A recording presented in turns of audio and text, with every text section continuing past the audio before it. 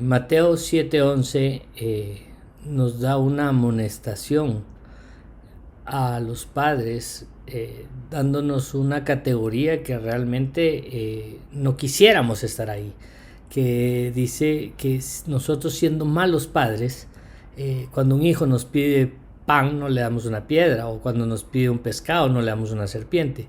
Entonces la definición de Jesús, que nos dice siendo malos padres, hablando unos versículos atrás de que pedimos y se nos dará, en todo esto se ve en Mateo 7, me hace pensar realmente que la paternidad que nosotros ejercemos sobre nuestros hijos, basado en la palabra de Dios, nos permite entender la relación padre-hijo que quiere tener Dios con nosotros. Por eso vamos a ver algunos ejemplos que aparecen en la Biblia para encontrar cuál es la mecánica que Dios quiere enseñarnos para ser hijos dependientes de Él. Y al ser hijos dependientes de Él y responder a lo que Él quiere que nosotros hagamos, entonces vamos a poder educar a nuestros hijos por un mundo mejor. Entonces retomemos a Adán y a Eva como el primer ejemplo, con dos hijos que ambos enseñaron a adorar a Dios, porque ambos enseñaron a presentar ofrendas.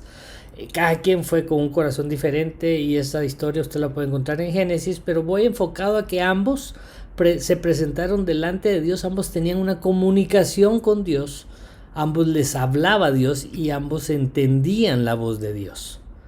Si seguimos bajando un poquito más en la historia de Génesis, vamos a encontrar a Enoc, el primer hombre que fue arrebatado de parte de Dios, que él recibió una revelación de cómo el mundo iba a ser afectado por una catástrofe, porque Dios sabía la maldad que iba a generar en unas generaciones más adelante, y él se lo traslada a su hijo, y su hijo a su hijo, y el que lo recibe es Noé.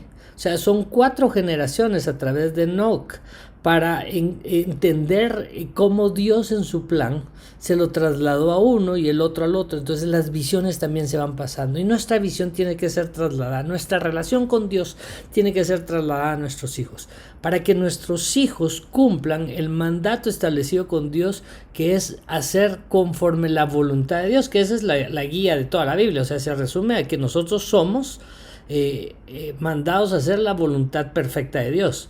Entonces tenemos desviaciones, conflictos, etcétera, pero la idea principal es hacer la voluntad de Dios. Y al hacer la voluntad perfecta de Dios, vamos a educar a nuestros hijos en el camino correcto, para que ellos logren hacer una visión, como por ejemplo la de Noé, que se tardó más de 120 años construyendo el arca, siendo burlado. Él se trasladó a sus hijos lo apoyaron en eso.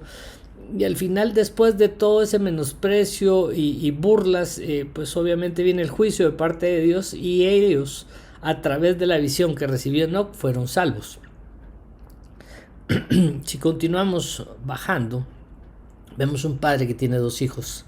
Abraham, que decide ayudar a Dios en su promesa, y se mete con la sierva de su esposa, y tiene Ismael, y de ahí el hijo de la promesa, que es Isaac.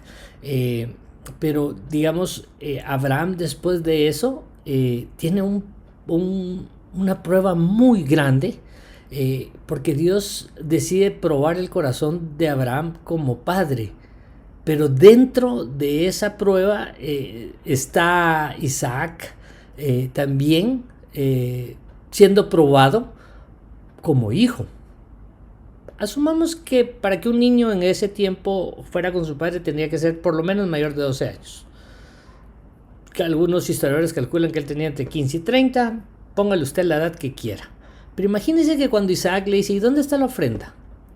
Y Abraham dice: Dios va a proveer. Pero Abraham sabe que su hijo va a morir en ese día. Ahora, ¿qué estaba pasando en la cabeza de Isaac cuando su papá, el hombre que más lo debería querer, lo estaba amarrando para sacrificarlo? ¿Qué le dijo Abraham a Isaac en esos momentos para confortar su alma, sabiendo que Dios lo podía resucitar? Pero, ¿y si no? ¿Qué pasaba en el corazón del hijo? Al final Dios interviene a través de uno de sus embajadores y frena realmente el impulso de Abraham de complacer y obedecer a Dios, porque Abraham sabía lo que era Dios. Él sabía que en el último momento iba a enviar algo iba a pasar. Entonces, lo que estamos viendo acá es cuando hay una relación íntima con Dios, los hijos empiezan a tener ese tipo de contacto con Dios, porque más adelante ustedes saben cómo Isaac le consiguen a la esposa, y empiezan el conflicto, Isaac y su esposa, por los gemelos. Y ahí hay un conflicto en ese matrimonio terrible. ¿Por qué?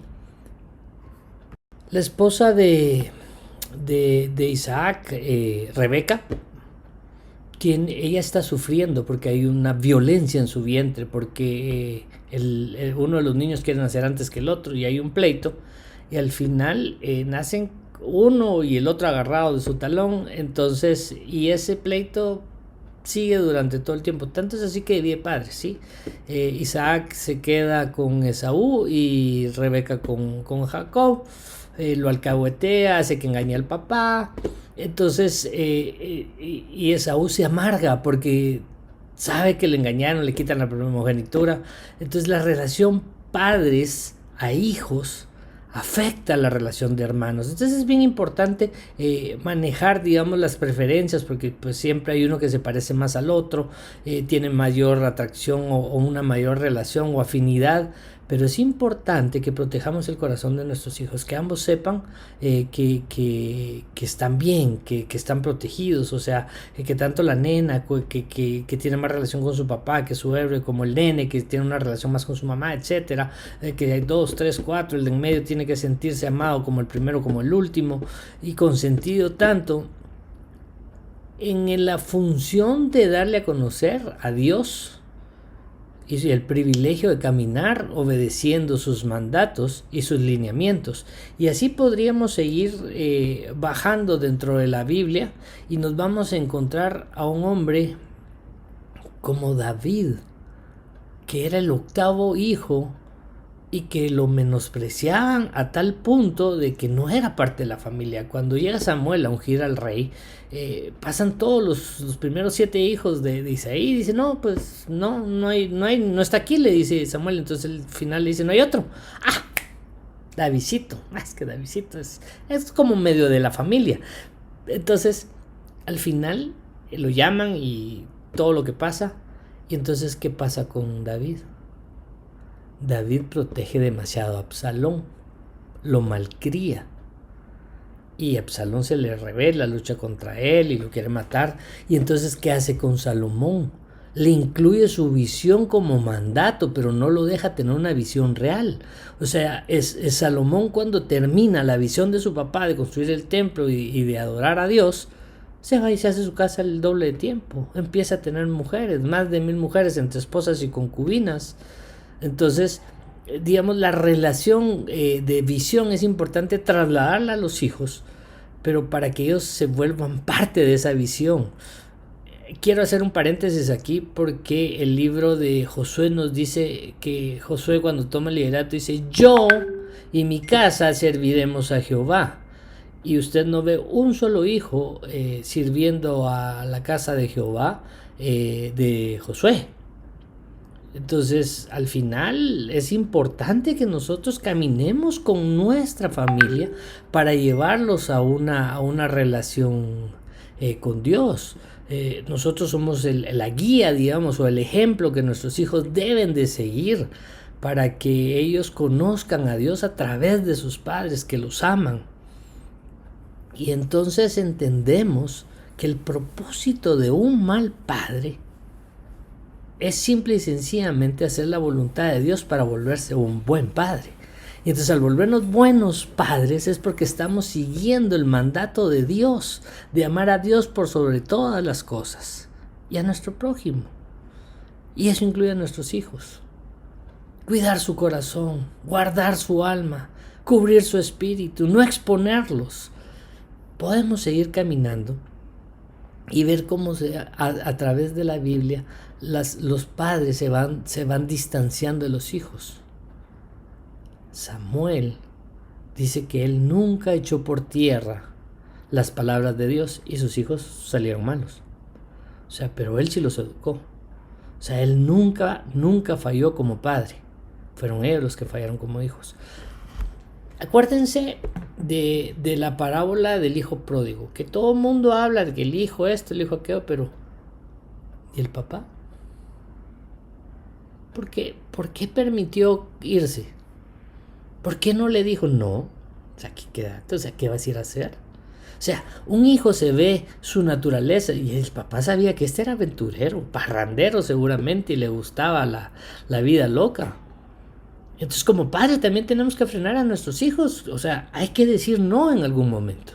Y es importante, por el bien de ellos, que sepan saber que no es parte de su educación. Amarás a Dios por sobre todas las cosas. Esto significa que no vas a hacer esto, aquello y lo otro. Hay límites.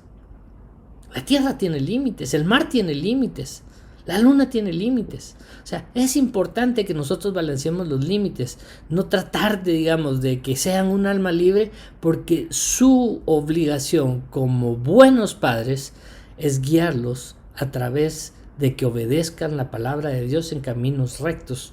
El proverbio dice: instruye al niño en su camino y cuando ya sea grande no se va a apartar de él, porque sembraste la verdad y la verdad va a dar frutos.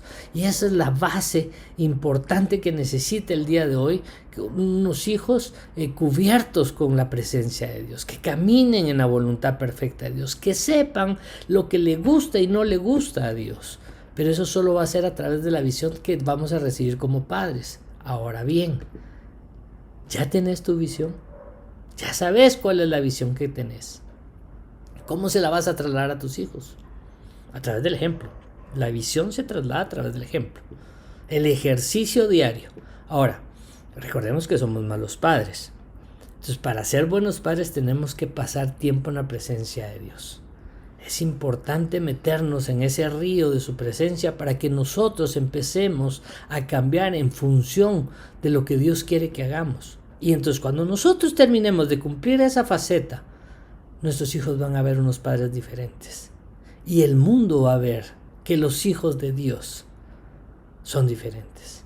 Y entonces ya no va a haber necesidad de usar estas plataformas para enseñar de Dios, porque en la calle van a andar caminando personas bajo la voluntad de Dios, alineadas completamente para obedecer.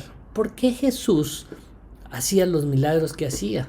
Porque Él dijo que lo que él miraba hacer de a su papá ahí arriba, lo hacía aquí abajo. O sea, así es bien fácil. O sea, usted quiere orar por alguien y no sabe si Dios lo quiere sanar. Pero cuando se nos abran los cielos, entonces ahí nos vamos a dar cuenta nosotros de lo que Dios está haciendo arriba, que es la tierra es el reflejo de lo que pasa en el cielo. Entonces, cuando Dios sana a alguien allá arriba, es porque nos está diciendo, aquí va a ser sano. Cuando Dios hace algo allá arriba, aquí lo hacemos nosotros. Y entonces en esa relación es que nosotros vamos a avanzar como padres.